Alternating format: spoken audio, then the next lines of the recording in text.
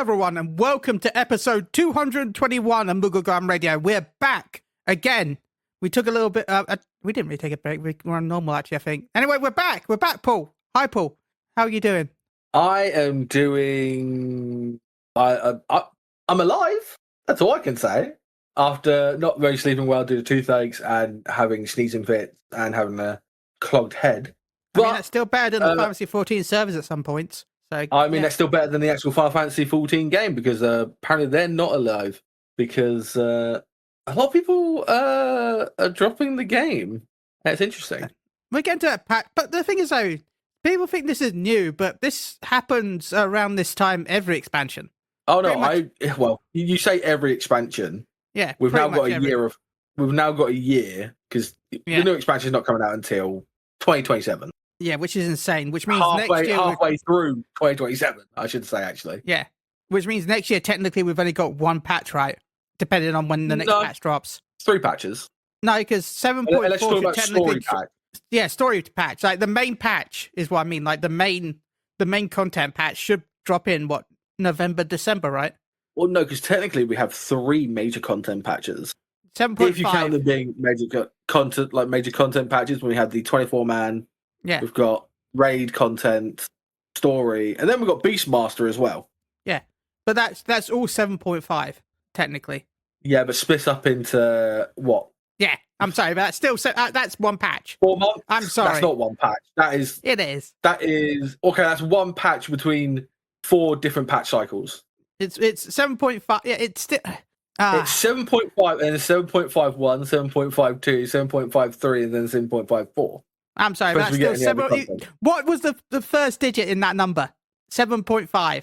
I'm sorry, but it's still. I still consider that the same. It's not exactly the same patch, but it's the same patch. Like, I'm sorry. At best I count the 7.55 because normally that has a lot of content. Is it going to have a lot of content? I mean, it's probably going to. You got Blue Mage Beastmaster.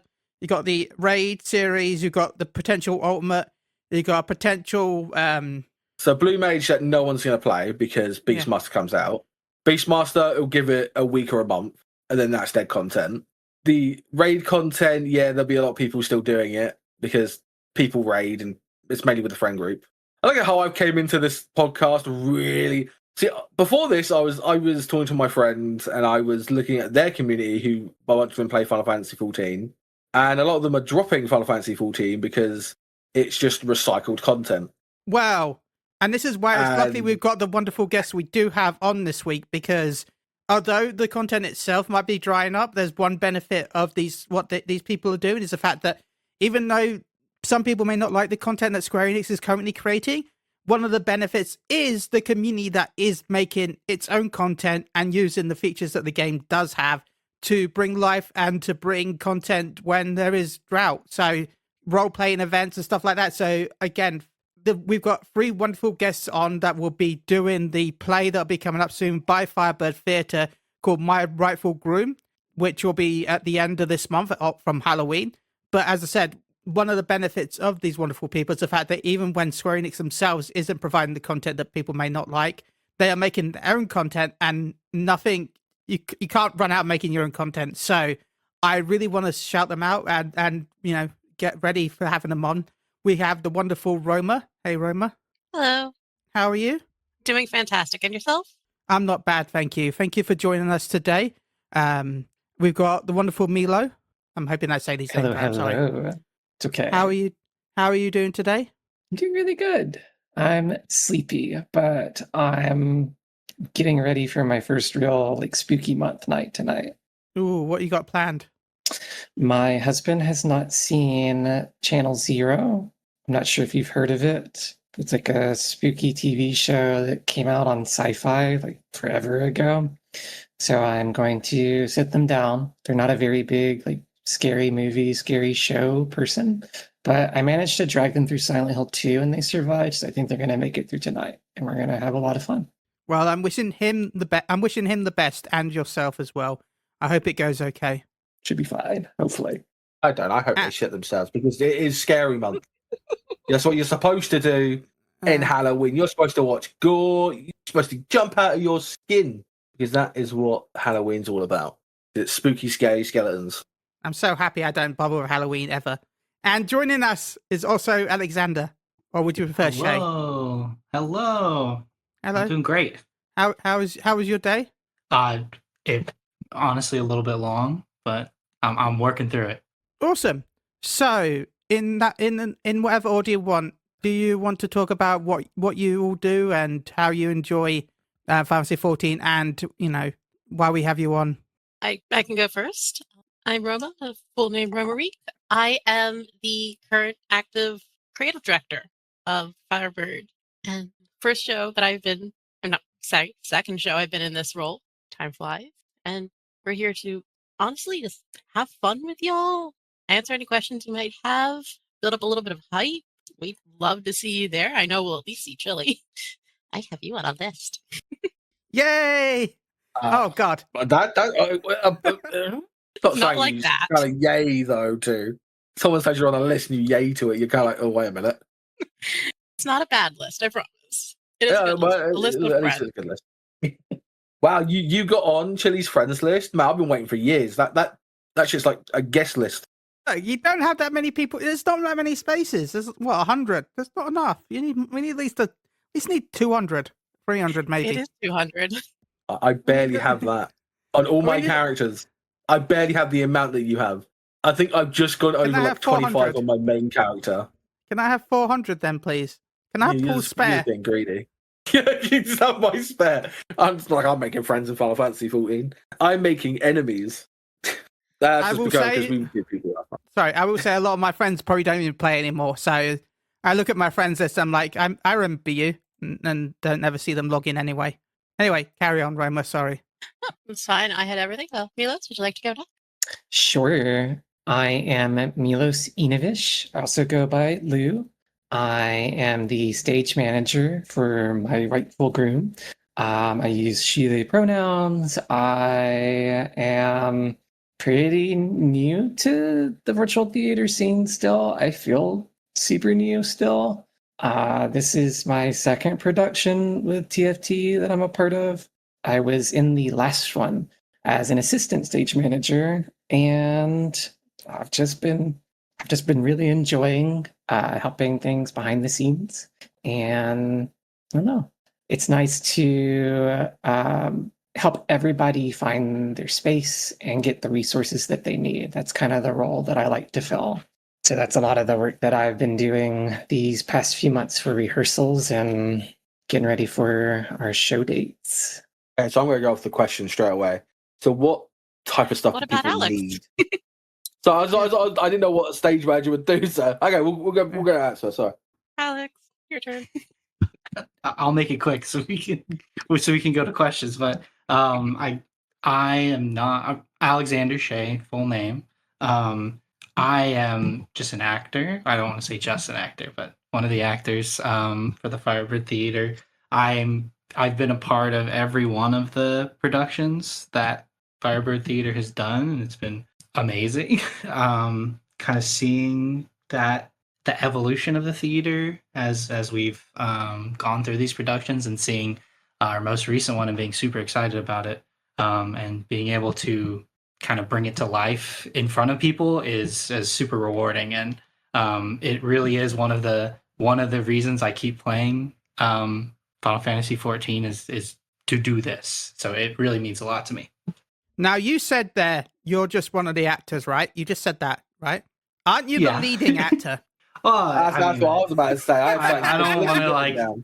everybody puts stuff into the production, and we all contribute to it. Even though maybe I'm the lead actor or whatever, it's still it's very much a team effort. Even people that aren't on the stage that are doing stuff behind the scenes that really contribute a lot to it. I don't want to try to take a bunch of credit for that, but I guess my character take some of is okay. My character is the lead character, the big guy, the head honcho, more or less.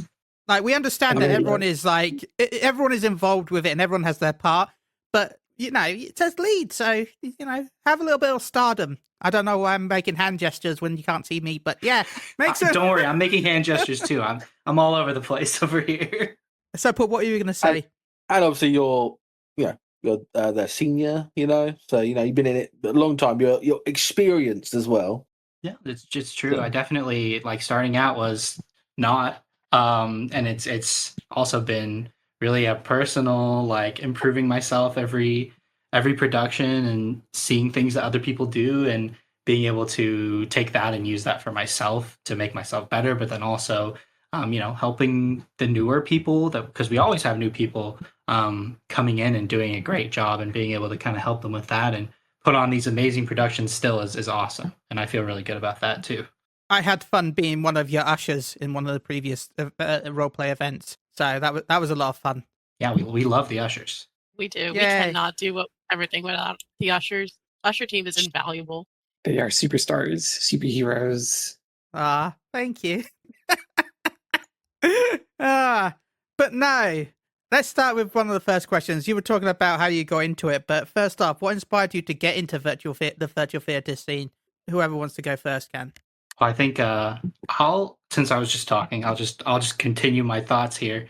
But for me, I don't think it's actually really funny, because I saw I was just playing Final Fantasy and just happened to look at Party Finder and saw, would you like to be a part of virtual theater? And I had no idea what it was, and was just so intrigued by this short line that I saw in a Party Finder that I had to figure out what it was. And I really haven't had any experience with theater IRL at all. So this was like a whole new thing for me.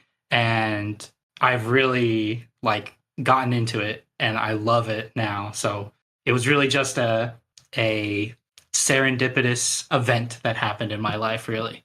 For me, I was friends with the founder of Firebird well before I even started with the company. And I hadn't thought about virtual theater at all, but I was just flying through the Tempest one day, and I get a tell. It's like, hey, I know I disappeared off the face of the earth for about a year, but I'm starting a theater group. Do you want to be involved? And I said yes. And then much ado about nothing happened. And I've been it ever since. For me, I migrated over to Fairy, and I was like, okay, you're going to go out and you're going to go to one of these social events on 14, and you're just going to see what that's like.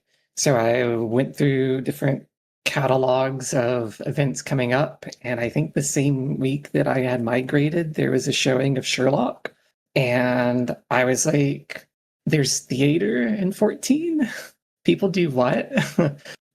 So I went to see the show, and I was absolutely blown away at the mixture of technical prowess and also artistry involved. The writing and the dialogue and making that fit in the 14 setting was really interesting to me as someone who works primarily as a writer. But I had never seen in that setting somebody taking advantage of the systems that 14 has to make sets, to have special effects and things like that, the emote work and things like that, the genuine acting being brought in to virtual space. And after the show, I don't know how frequently I solicited TFT. I think I only did it a couple of times, but I was pretty persistent about hey, I don't know what you're doing next, but I have to be involved with it. I have to do something. I need to know more, and I need to do more. And then I got scooped up as stage manager, and now I'm here.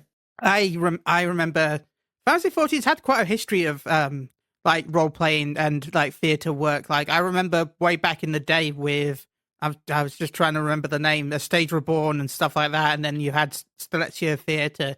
There's been a bit of a growing nowadays. I will say a lot of the stuff nowadays is a lot more advanced than the original stuff back in the day. But it's been interesting to see 14 grow with the theatre scene, which has been really nice to see people getting involved and all the different companies and people that have started to get in. Now, I think everyone answered that question correctly. I'm sorry, I zoned out a little bit there. Correctly. No, but everyone answered right. Yep. Okay. We're all And getting I did it correctly, like it was a test. I hope I get a good grade at the end of this. No, we'll talk to your owner of the company. They're on line 1. They're listening all in on this. Good to know. Look at your, when it comes down to your quarterly review, then we'll see. That gill's gonna go right out of the paycheck. Wait, we get paid? I was about to say, wait, you get paid? Sheesh. But have you been in or helped with And previous now shows? there's some fraud charges, smuggling out Gil. Here we go. It's all coming out. Have you been in previous shows or role-played events like this in the past? So do you want to say that again without giggling? I'll try. I didn't know the question. You got Have you been in or helped with previous shows or role-played events like this in the past? Outside of Firebird, I haven't done any other virtual theater. The most I've done was venue bartending, which is theater in and of itself, but in a very, very different aspect. A lot of improv. For me, I'm still pretty new to roleplay in general with 14. But after the end of our Rose Night showings, I started to get more involved with different managers of different venues and getting to know their work. It felt like if I was going to be working on this project, I needed to learn more about how other people did their social spaces. And I've been going around and like enjoying it as like a player. I've been a DM for a very long time, and so it's really hard for me to think of roleplay outside of a dungeon master and player perspective. And I've gotten to enjoy the improv and the like events that happen in 14 a bit more, but it's still pretty new to me. I would say for me, no, I don't really have any experience with any of that outside of Firebird Theater for sure, because most of what I have done in game is just playing the game, right? So this is really my only foray into that area, but I definitely wouldn't have it any other way. Well, continue with that question.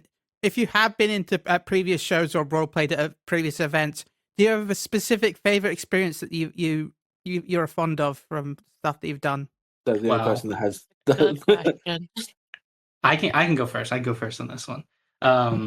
I definitely hold the show that we did, the Firebird Theater, with the Starlight story show that we did. I absolutely loved the set for it, having multiple like places to look at from the audience to see what was happening, and just the story is classic, right? So being able to adapt something like that everybody knows, it really I think it kind of pushed us to raise the like production level, and we definitely did it with all of the Blue Mage stuff that we had going on with that. It was just like such a cool thing to see come together, and I just absolutely loved that show when we did it. We went to that one, didn't we, Chile? Yeah, we did. Yeah. I enjoyed that one. It was classic Christmas Carol. Actually, but with a nice little adaptation. It was really nice to sit there and watch. Though it was, fucking really late for us. Still good to watch. But it's because we are British. And did we get like MVP seats for that? I think we did. Get like VIP seats. Might have, but I have slept since then, so. Yeah, good day. But I felt important to these things when I could attend.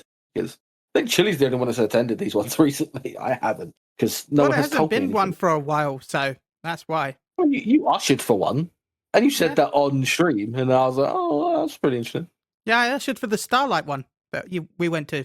I was an usher for another showing, not for that one show because we were watching it, but after the next showing, I was actually an usher for it. What did you usher for recently? That's the last time. That's the last time, Paul. I think. No. There's been shenanigans going on here. Moving along. Did you usher a bit, or was you a security guard at a venue recently?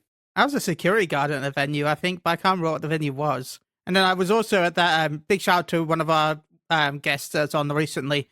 Well, we've had them on in the past. I was at one of Jamin's events as well, but I was just a guest. I wasn't like part of the event. I paid to be part of the guest there because they were doing that plane thing, which was kind of fun. So I was on the plane. So okay, maybe I'm just having a stroke. Probably, maybe I'm just having I think the drugs are getting to me. Maybe. Well, I guess moving on. Milos, did you answer? Sorry. I did not, but I can. Okay. As far as shows go, it's very easy because I've only been here for one so far. But Rose Night was pretty miraculous for me to like be there at the ground floor of putting all of this together, seeing all the different elements in their different spaces, or the tech rehearsals and the casting rehearsals, and doing like music and getting all of these pieces together, and then finally like opening night, being there, watching and seeing how everybody at their A game just brought it together. Like that synergy that we practiced so much being at its full fruition felt really magical. And it's not something that I've been a part of in a while. A lot of my creative projects tend to be quite personal and a little bit isolated.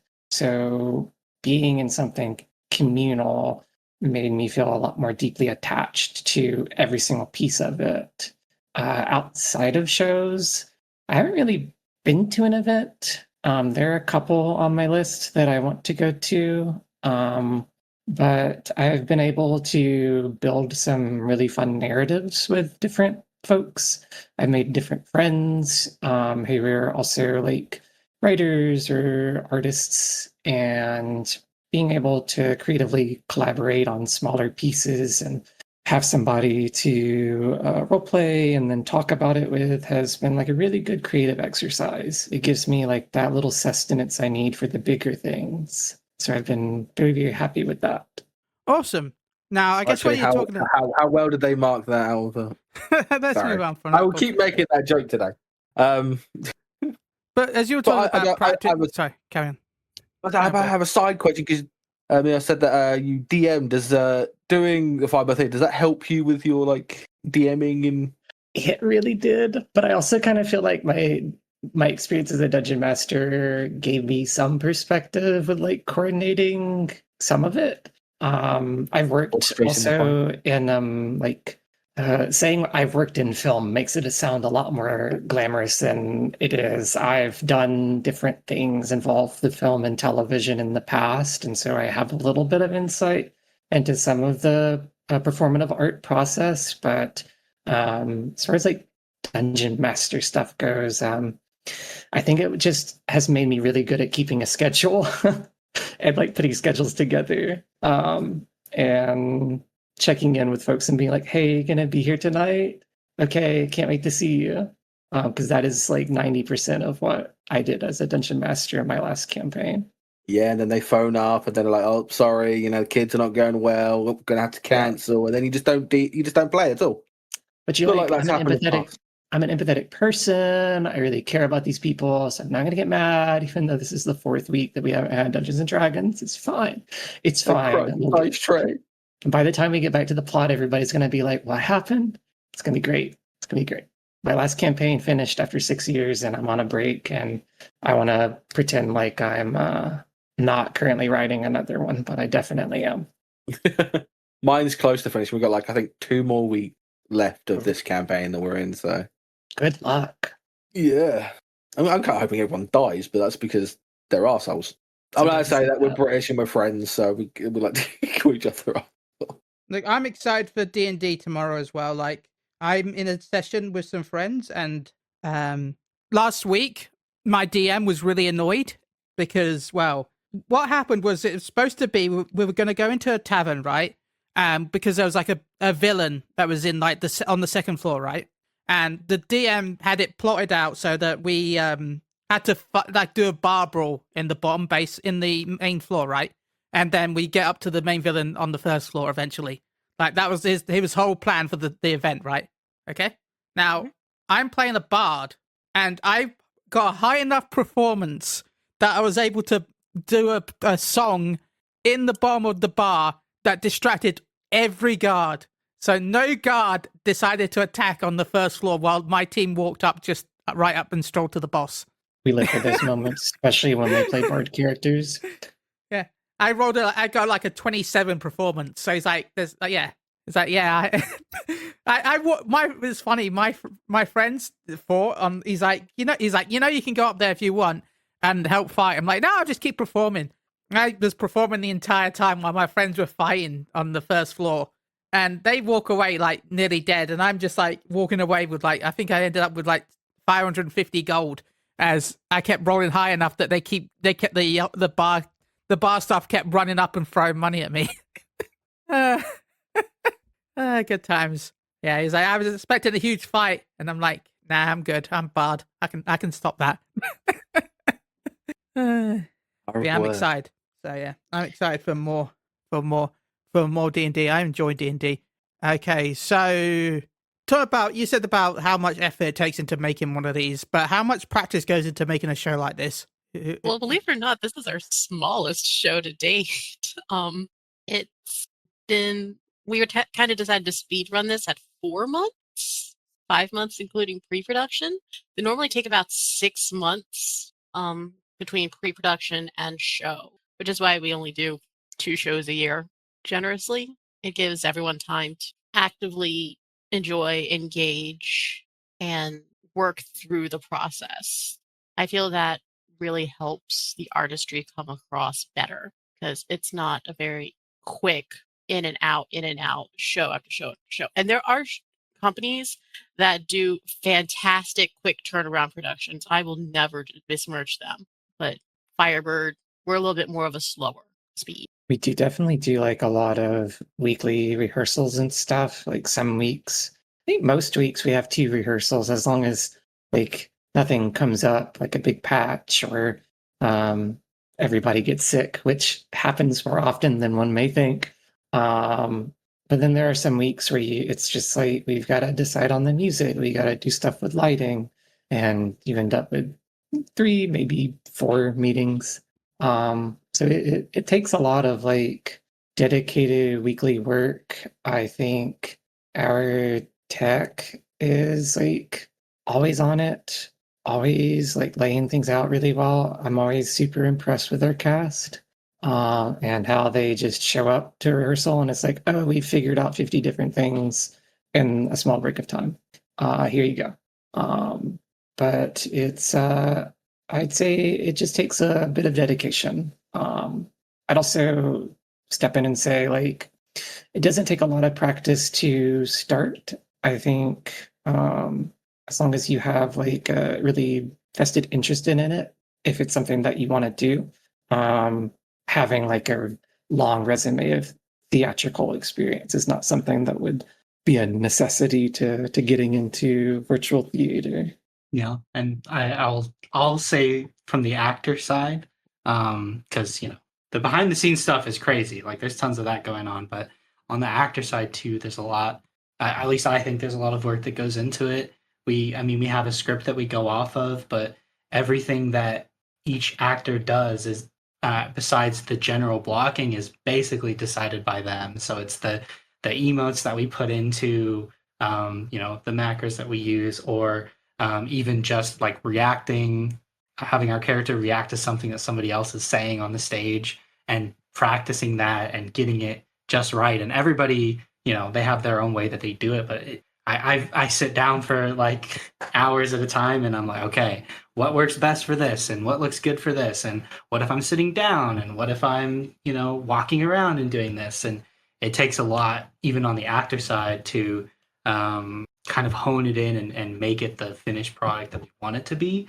But it is extremely rewarding to see it all come together. And that's really what makes it like so fun to do, even though we put so much work into it. Awesome. Well, you talk about it not getting too hard to get into stuff like this. Where would you suggest people to go to maybe try their hands at events like this in the future if they want to try getting into role playing or the theater? I can't speak too much to what exists in 14. It's still a pretty big blind spot for me. But I'd say that in general, it's pretty good to figure out what is like your creative interest. What kind of work do you want to be doing creatively? What speaks to you? And then seek people who are doing that. See what groups are doing that and be like the kind of person I am and just say like, hey, you're really cool. I want to be one of the cool kids doing this thing. How do I get involved? That's like anytime I've worked on a script for something or I've like picked up an essay for a journal, it's usually just started by me saying like, hey, I'm really interested in what you do and I want to contribute in some way. So like, I'd say just go out there and find it. Find what resonates with you. I'm a believer in that. I think another good way is to just take chances. We have two people in here, Milos and Alex, who took a chance in Party Finder and said, well, that looks neat. And now I cannot imagine TFT without either of them. And now look at them. Exactly. Sorry, for some reason, I had Mamma Mia take a chance on me, and I was like, damn it. I had no. You're fine. Everyone needs a little bit of ABBA. They do. Absolutely. National treasure of Sweden. I mean, Right. I want to just really quick. Sorry, but Go for it. Go for it.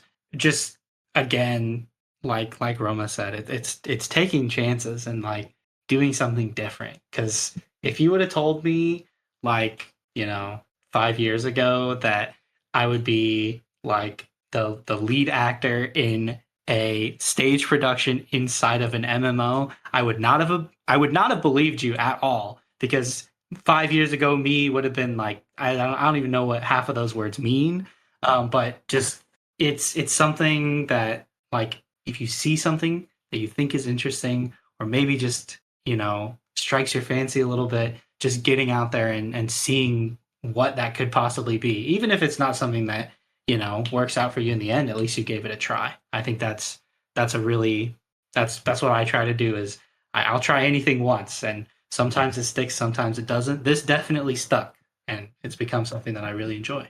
It's good. Yeah, I'm a firm believer in that, because when MGR was like a wee bit, if someone said to me that, oh, you'll be doing a podcast for 10 years, and I'd be like, yeah, you can go fuck yourself. You like, that's not gonna happen. And now look at it, kind of here. Well, going on 10 years. But just because I know Trilly has a lot of questions, I have a couple of Final Fantasy questions. Just Final Fantasy questions. Don't worry, it won't go on your permanent record. I will keep making that joke. It's now in my head. But okay, your favorite job in Final Fantasy 14? We only get one. Yeah. Wow. Yeah. Can I pick one that hasn't come out yet? Sure. Beastmaster. Okay. There's only one that didn't come out yet. 100% Beastmaster. Hated. I need it. I have a really soft spot for Pictomancer aesthetically. Man, I really love being in Dark Knight. I love Dark Knighting it up. It's so fun. It's like the only tank class that I can really get into. I think it's like pretty much always being a breeze away from dying is like makes you so excited. Adrenaline pumping. Yeah, exactly. I'm just pumping. like, I'm like, either everybody's with me or I'm holding everybody back. And maybe there's no in the middle. There really is none in my experience. I know I haven't played a lot of Dark Knight since some of the changes with Dawn Trail happened. I mostly played Pictomancer and Sage, but in my experience playing Dark Knight around Heavensward and forward, pretty much is just consistently being a glass cannon who's also your tank. And I'm all for it. See, for tank, it's always going to... See, as tank for me, it's always going to be Paladin. And I say this to everyone I talk to, the reason why I go for Paladin as my favorite is because ever since they added the wings move, I can always picture, because I'm a Lalafell, I always play a Lalafell, I always play the shortest in every game. So I can just always picture, as soon as I hit the wings, because you only get the defense buff behind me, so I'm just picturing everyone that's behind me just jumping down to the floor, like some of the bigger characters holding their stomach in as well, like the the Rose and stuff like that. I was going to say Rogamaniac. But the Rose and stuff like that, and all of the bigger characters trying to hold their stomachs up, they don't get their bums. Try to push their tits down, because we all know people got big tits apparently in this game. So they don't get their stomachs. So they don't get their stomachs, their bums burnt by the laser, because it's just above the wings or something. So that's why I like Paladin. That is. You just go behind the bigger wingspan. Wait a minute. I played as smallest size possible Lalafell until Hrothgar came out. I'm still the smallest Lala. Being small Lala, big ears, Dark Knight, it feels so absurdist that it kind of accelerates the power that you get when you start throwing all your like darkness and stuff. It made me feel very good. And then Hrothgar came out, and I was like, "Oh no, she's me." Now I'm here, but But it also No, helps I've never looked that your spirit, Dark Knight Spirit, is always a tall character anyway. I don't think they're the same size here. I can't remember. No, they're not. it's just like you're not me, but you're here now. But yeah, it just Imagine means that they seeing can a carry fucking me. a midget Frey come out. That'd be fucking great. Why isn't it? I'm sorry, but it should be. Like, I'm sorry. When the darkness is inside, why are you so big then? It's a lot of darkness. What about you, Alex? Favorite class? It's got to be Dancer.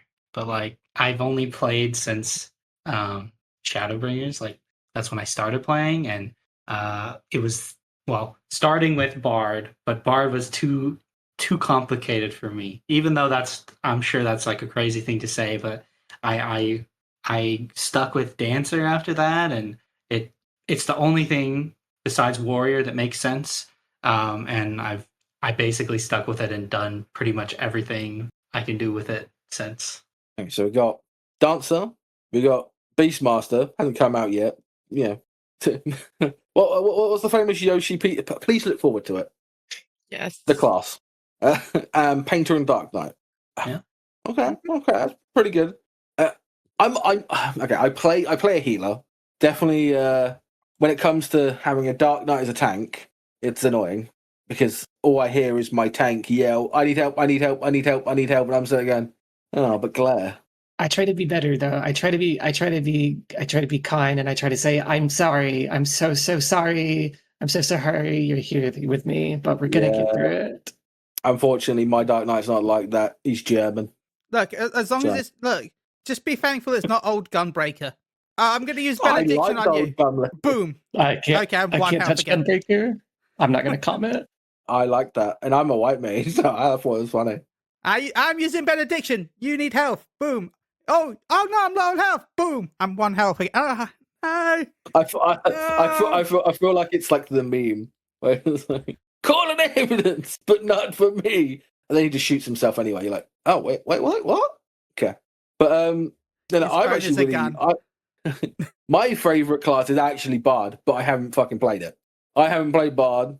It was my first ever class. Again, I'm a fucking vet in this game now. Apparently, even though I don't feel it. I've never played Bard and Raid. Never played Bard and Raid. Bring back Healer Bard. Right. Like, I'm old enough. I remember when Bard's LB did the White Mage Limit Break heal. Like Bard originally used to do a revive. Raise. Yeah. I did do a rise. Oh. Yeah, I did do the revive. Yeah. But see, this is why you should all go to Blue Protocol and play a real Bard that heals with the sound of an electric guitar. So I had to get that in somewhere. I've been playing a lot of Blue Protocol. Though I do have a little bit of ick about it. I've downloaded I've been playing with the 12s, not the guitar.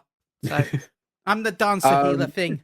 But I've also been it's a nature. It's like a druid dancer thing mix.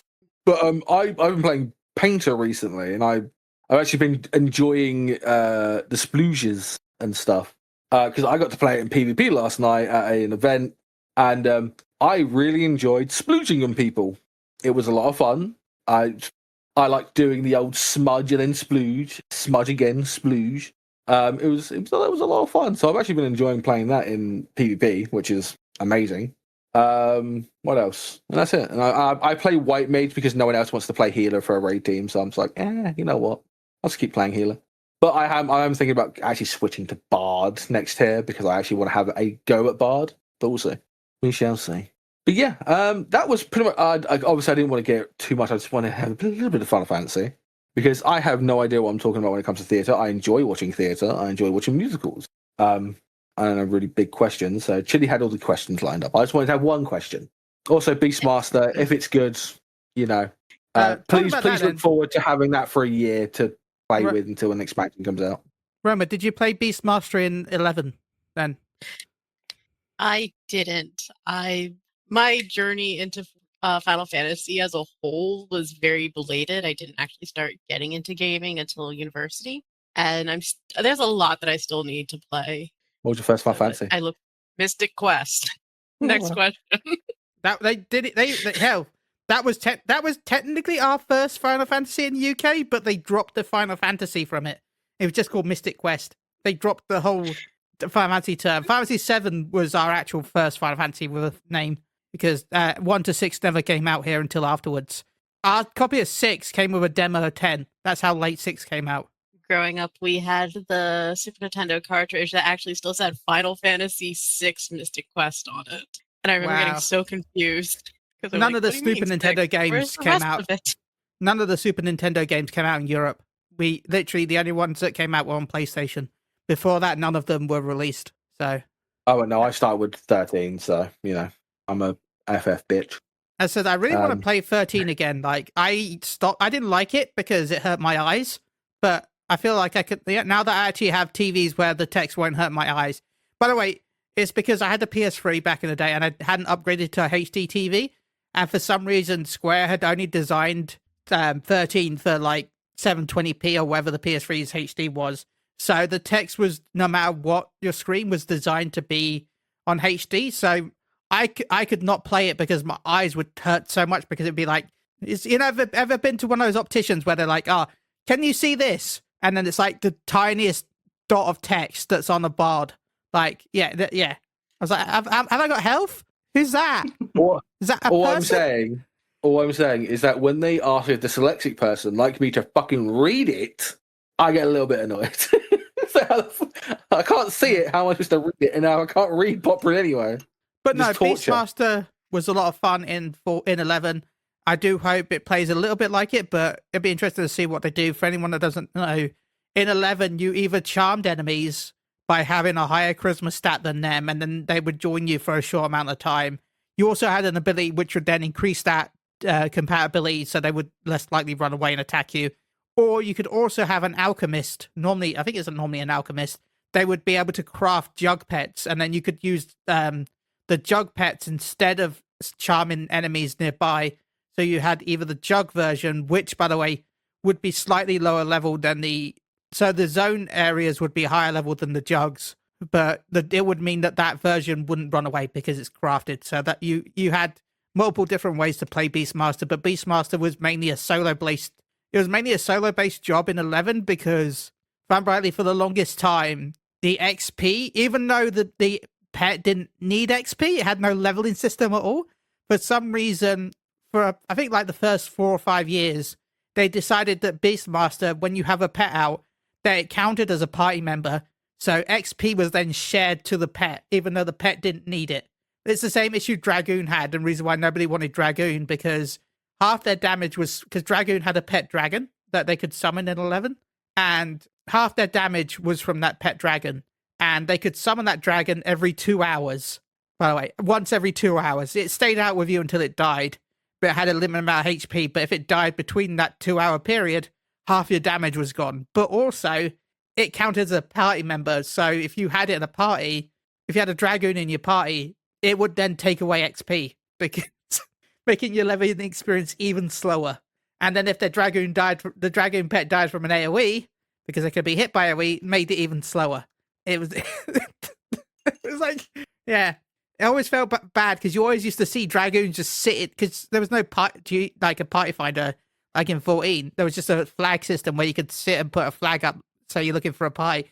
You just went to a main town or just outside of the XP zone, and you can see like half a dozen Dragoons sat together all in the corner because nobody had invited them to a party. It always felt really sad.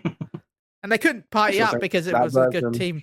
So I think that version of like Dragoon would have been fucking great in 14. Yeah, I really wish we would have got the pet Wyvern. Fuck yeah, dude. I think that's ultimately what we're going to be getting with Beastmaster. My current working theory is that Beastmaster is going to be what Summoner used to be before the Legos rework. And it's going to be a weird combination of Blue Mage, Pokemon catching, and using the aspects of those different creatures in combat. Oh, but then are we going to get sued by Nintendo? Because, they did patent that. Not if we're not collecting them. If But we're then very careful and just don't collect them, we just, Now let's just, we just go off during the day, grab what we need to do for that day, and then release them later. We're not collecting them. We're just using them for the fight, and then we're going to throw them back or make them into food for raid. That does remind me. That's 11. why it goes great with Blue Mage. You fight him That does with remind me that Beastmaster, eat 11. him with Blue Mage. That does remind me. 11 does have a collection aspect. I wonder if Nintendo will go after them for that as well. Because that you 11 has Beastmaster, but also I can't remember what it's called exactly. But there was like this weird, like you could buy this magic camera, right? That this was added in like the third expansion, Treasures of Art-Ugan. You could buy this magic camera, right? That you could then take pictures of the enemy when they were low on health, and when you took a picture of the enemy, it stored their stats onto like a plate, and then you could then go into the town, and the plate would then manifest the monster, and then you could have PvP Pokemon style matches with the monsters that you caught with the plates. Yeah, it was. Except nobody actually did it, so you had no way to actually play it because nobody actually ever did it ever. So there was no actually matches because nobody did it. So it was too much hassle. Like, but it literally had no rewards. Like they decided to add this as a feature, but add nothing to it. It's like the Moblin mazes where they added we're people like dungeons, right? And we're going to add it so that you can make your own dungeons with the Moblin maze, where you could get like different different map pieces, and then you could use those map pieces to create your own maps and then share them for other people to try out. So you could make like your own basic little mini dungeons. They weren't like very complicated, but you could do like little mini ones. Remember, this is like a PS2 game. Remember like the Dark Cloud stuff. But then they're like, we're going to add nothing to it. You can do it, you just get nothing for it. Anyway, sorry, I need to stop rambling about 11. I'm sorry, I'm an old man talking at clouds right now. Yeah, don't worry, Grandpa. We're just going to put you into a retirement home where Final Fantasy 11 is. Don't worry. If Square Enix will make a new online game when this one eventually dies in 8.0, when a lot of people had enough. I don't think there'd be another one after this. I think that yeah, there's no market for it now, really. Yeah, the MMO market has kind of gone a bit down. Even though WoW's actually doing quite well for itself with their Midnight stuff, so and their Legion remix, that's pretty good. Blue Protocol came out, which has its ifs and buts, but still an alright game. And Final Fantasy's bleeding fans like there's nothing right now. I'm sorry for rambling. We've got wonderful guests on, and we really should be having them talk right now. I'm sorry about this. Talk about Blue Mage. Beastmaster. Is there a show musical that you would like to do in the future? Let's start with Alexander. Oh, dang. No pressure, I'm just taking notes. Yeah. I was thinking about it, and I'm like, I think it would be really cool. And I think mostly just because, when we do these productions, we adapt them into Final Fantasy. So everything is like themed towards that. We name locations that are in the game, and all those things. It matches the lore of the game. So I think it would be really, really cool to do something like The Wizard of Oz in Eorzea. I would think it would be awesome just to see what the localization would be like for that, and what matches what. And I think that people would really like that too. I think that would be so fun. We'll follow the magic road. We'll follow the magic road. Exactly. The Wizard of Oz, the actual wizard is a Sid at the end of it. Would there be a questionable dead Lalafell in the background? I'm sorry. You know what? that would be a great Easter egg to add in there, I think. Alex, that would just be you Blair witching. Yeah, that would just be me in the background. Yeah. But now I can't get fucking Wizard of Oz out of my head now. I've just got that singing in my head now. Great. Right. Anyone else? Milo? Can I give you 3? Yeah. Sure. There are 3 that are probably because I've read 2 of them in the past year and I was really enchanted by them.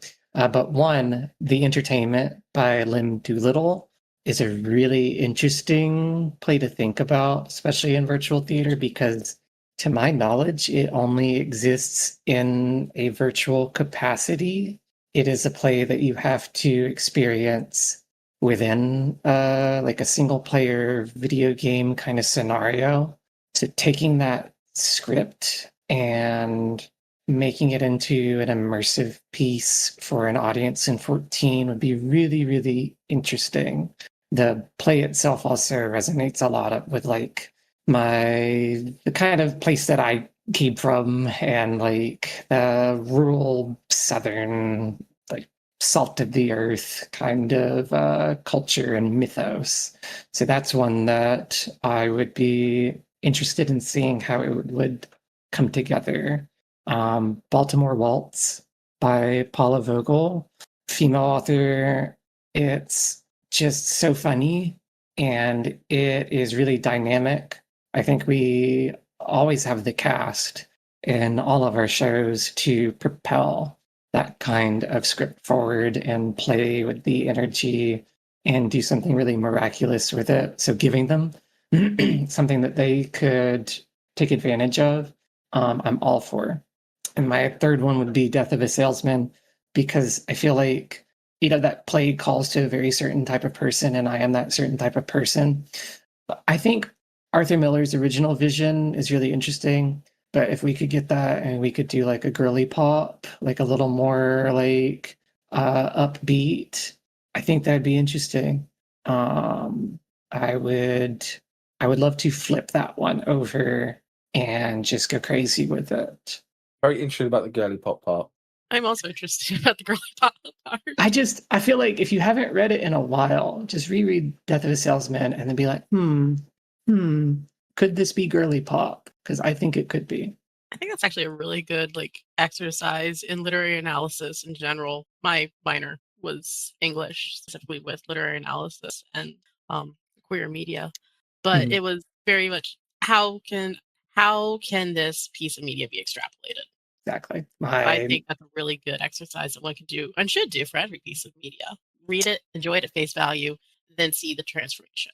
My undergrad was English with a minor in literature. So I was just super English major in undergrad, and then my master's in fine arts and writing. So all I do is look at words and be like, what can I do with you? So I'm all for it. We should develop a think tank for it. As for shows I'd like to do, TFT does almost exclusively public domain works. We do want to branch out into original works once we get there. We have not quite gotten there yet. We will soon. Please look forward to it. I'm a real sucker for German opera, and I kind of want to go back and do what I did with Rose Night with my favorite opera, Der Freischütz, The Magic Bullet, and adapt that for the stage. But if I had to do something modern, Death Becomes Her. I would kill to see Death Becomes Her on the 14 stage. That would be so much fun. I think it would definitely be something that the audiences would enjoy. It's just so much fun. That or Little Shop of Horrors. That's always a crowd pleaser. Little Shop of Horrors would be cool. I'm all here for that. I will support you through that vision. Just let me know. When what is it? 2100 comes around and it hits public domain, I'll let you know. I'll come out of the grave and I'll be like, where's Roma? Great choice. Yeah. Better see at least one of them. That's all I'm saying. Well, we've got to live till 2100, Paul, to see one of them. So, but actually, 14 also has to survive until 2100. So, yeah, I think that's just as much as a struggle. Mate, I'm just trying to survive till next year. Like, jeez, go forward a bit. It's only another 75 years, right? We got this. I'm gonna be dead way before then, by the way.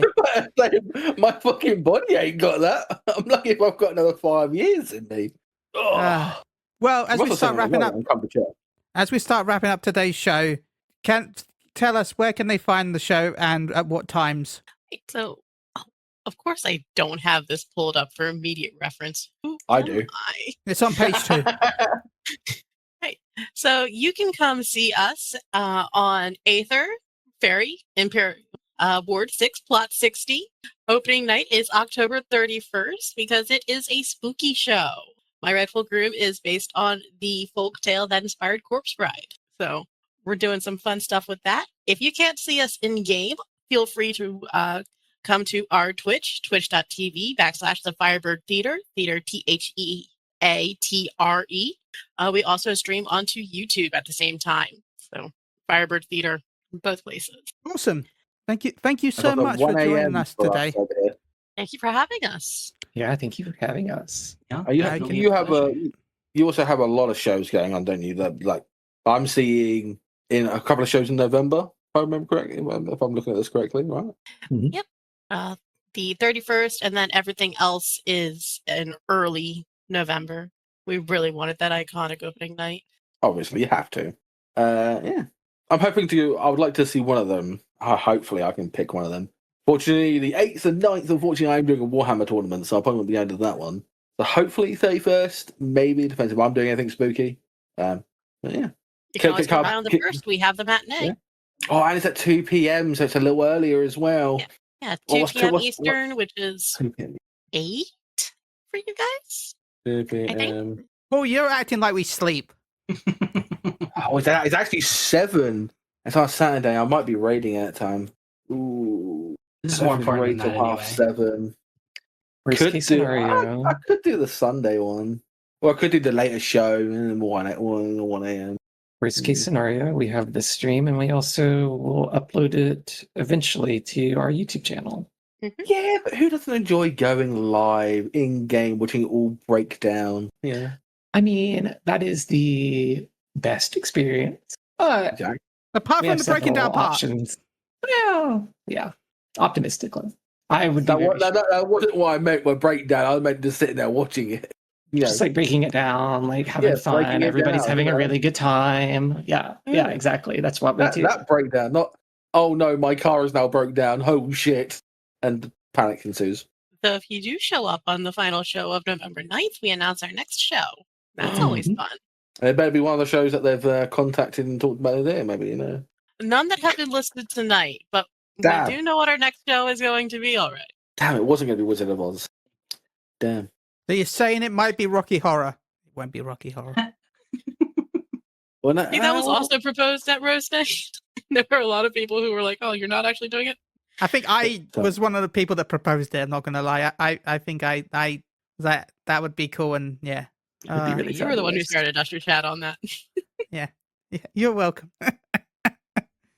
I actually saw it live recently, which was a lot of fun. That was my first time seeing it. So, but no, as we start wrapping up, before we end, can you tell me where people can find you if you've got any socials and, you know, anything else you got planned outside of the event? Okay, plug yourself, silly. Alex Milos, are the wheel? I'm the fastest for this because I don't keep a lot of social media. I'm really scared of it. But I have a Blue Sky. It's Call Me Lou. You can just find me on there. I am usually active with my art, but I've been pretty dead as of late, working on larger projects. But it's a good place to keep in touch, to reach out if you have any questions. I'm super open for anybody asking questions about how to get involved or just general intrigue. As for me, I don't really have a lot of socials either, but I do stream my Savage rating on Twitch at my name is Shayface on there. We're really doing great because we just cleared M8S last week, and it's been how many months since the tier started? So it's going awesome. Don't worry, but I'm still on 7. It's rough. It's rough out there. It is rough. That painting bitch fucked us up so much. Oh yeah. Fucking ads. But yeah, that's really all I got. I am a hermit lurker on pretty much every piece of social media, so I have nothing to plug. And the only thing I have that's active is an AO3 and Over My Dead Body. Are you getting that? Well, There we go. thank you so much, everyone, for joining us today. And thank you to everyone that's lurked in chat. Thank you to everyone that listens to the podcast. If you're listening to the podcast on any platforms, please leave a comment, review, and all that lot. Again, thank you so much for joining us. We will be back in a couple of weeks to talk about Fantasy 11, I think. I'm sorry, Paul. Yeah, and I get to sleep. Yes, let's go. So we're hopefully going to have Emmy on to talk about Fantasy 11 in a couple of weeks. And yeah, we also I kind of also want to bring up the Deep Dungeon and stuff like that because, well, it's out now and I'm at floor 50 now. I've been having some fun with Matched. I don't know if anyone else has stepped into it yet. So I'm excited to talk about Deep Dungeon. Remember to follow us on Moogle Ground Radio on Twitter. You can find us everywhere on social media. We're actually on, Blue Sky as well. We also remember to give us a follow on YouTube and on Twitch and all that. So thank you everyone for joining us. Thank you for the love. Thank you for the support. Thank you to our wonderful guests. Wait, what? Wait. Well, first of all, What? they haven't told us where we can find the Firebird Theatre. Do they Well- have any socials? Do they have a website? We do, Okay, in fine. fact. All right, so you can always find us at thefirebirdtheater.com. Again, theater, TheAtre. You can also find us at Blue Sky, FFXIV Firebird.bluesky. That's where you can stay up to date with our shows. It's a pretty slow Blue Sky, but we're a pretty slow company. It just fits our vibe. Yeah, you carry on, Chili. Okay. Well, thank you, everyone. And you also, by the way, you can find them on Twitter as well. I don't know if you, yeah, Yeah, but we like to promote the Blue Sky. fair. The Blue Sky is probably safer, to be honest. Well, thank you for joining us, and thank you to everyone for listening. We'll be back in 2 weeks. Until next time. Bye-bye, everyone. Bye. Daddy Rose.